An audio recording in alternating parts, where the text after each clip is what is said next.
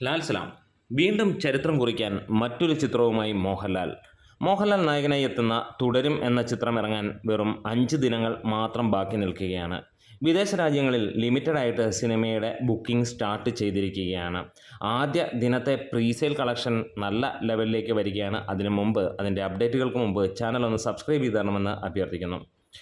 ആദ്യ ദിനം ലിമിറ്റഡ് ആയിട്ടുള്ള പ്രീസെയിൽ റിലീസാണ്, അല്ലെങ്കിൽ പ്രീസെയിൽ ടിക്കറ്റ് സെല്ലിംഗ് ആണ് നമുക്ക് കാണാൻ കഴിഞ്ഞിരിക്കുന്നത്.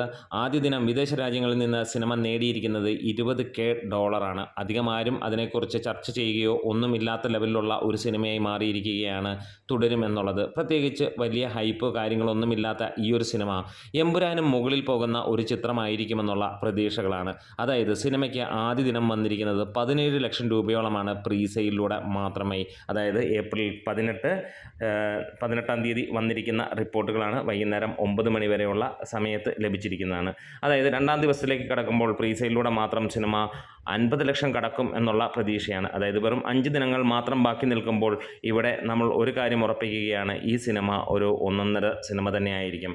പലരും കമൻസിലൂടെ വന്ന് ഹൈപ്പിനെ ഭയക്കുന്നുണ്ടെങ്കിൽ, ഹൈപ്പില്ലായിരുന്നുവെങ്കിൽ എമ്പുരാൻ ഏത് നിലയിലെത്തിയേനെയും എന്നുള്ള ഒരു ചോദ്യം അങ്ങോട്ട് ചോദിക്കുകയാണ്. അപ്പോൾ സിനിമയ്ക്ക് ഹൈപ്പ് ആവശ്യമാണ്. ഇവിടെ ഞാൻ പറഞ്ഞാലോ അല്ലെങ്കിൽ നിങ്ങൾ പറഞ്ഞാലോ പടം വിജയിക്കുകയോ പരാജയപ്പെടുകയോ ചെയ്യില്ല. സിനിമ നല്ലതാണെങ്കിൽ വിജയിക്കുമെന്നുള്ളതാണ്. സിനിമ നല്ലതാണെങ്കിലും മോശമാണെങ്കിലും വിജയിക്കും. അത് പ്രേക്ഷകർ വിധി എഴുതുമ്പോൾ തന്നെയാണ്. പ്രേക്ഷകർക്ക് അത് ഇഷ്ടപ്പെട്ട് കഴിഞ്ഞാൽ തീർച്ചയായും അത് വിജയിച്ചിരിക്കും. ഇവിടെ തുടരും എന്ന സിനിമയെക്കുറിച്ച് നമ്മൾ വാചാലനാകുന്ന വേറെ ഒന്നുമല്ല, അത്രത്തോളം ഇൻട്രസ്റ്റ് ഈ സിനിമയിലുള്ളതാണ്. ഒരുപക്ഷെ എമ്പുരാനേക്കാൾ മുകളിൽ നമ്മൾ ഇഷ്ടപ്പെടുന്ന ആ ഒരു ഗണത്തിൽപ്പെടുന്ന സിനിമകളേക്കാൾ കൂടുതൽ ഇഷ്ടപ്പെടുന്നത് ഇമാതിരി ഫാമിലി ഓറിയൻറ്റഡ് ആയിട്ടുള്ള സിനിമകൾ, പ്രത്യേകിച്ച് മോഹൻലാലിൽ നിന്ന് നമ്മൾ എക്സ്പെക്റ്റ് ചെയ്യുന്നതും അതേപോലെയുള്ള സിനിമകളാണ്.